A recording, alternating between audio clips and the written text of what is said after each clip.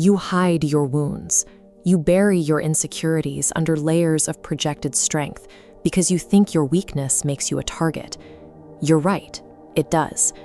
But the very armor you meticulously build to keep people out is exactly what signals the architects of control to move in. They don't want to expose your flaws, and they certainly don't want to destroy them. They want to cultivate them like a garden. It's a calculated waiting game. They watch you exhaust yourself maintaining that facade, waiting for the moment your guard drops and you look for someone, anyone, to lead the way.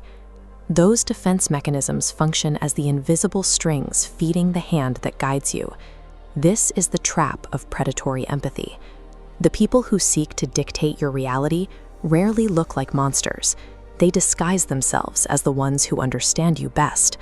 Once they locate those nerves, they mirror those exact feelings back to you, artificially engineering a dynamic that feels like a safe place. Every shared secret and vulnerable moment feeds a highly calculated forensic data collection operation.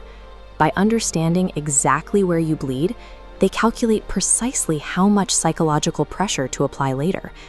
The empathetic care you feel is the precise, cold calibration of a psychological weapon aimed directly at you.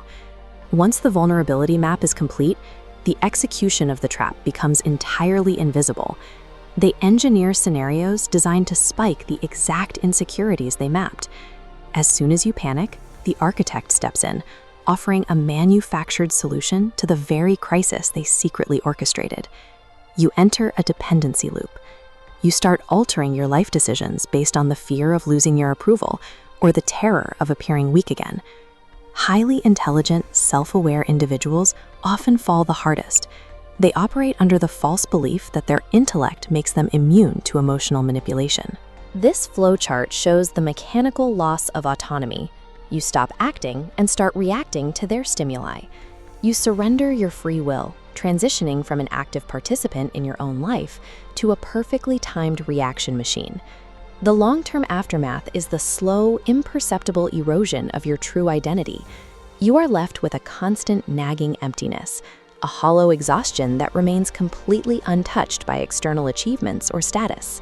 No amount of success fills the void because you are no longer pursuing your own desires. You are trying to satisfy artificial needs planted in you to serve the entity profiting from your pain. But the trap relies on the dark. Now that you see the mechanics, the illusion of safety is gone. You are left with the weight of seeing the strings. Ignoring these strings won't make them vanish.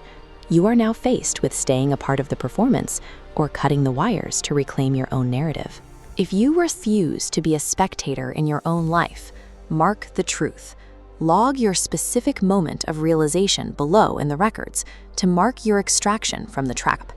Then weaponize this lethal knowledge, pass it forward, actively expose the architects, and force others to see the invisible strings.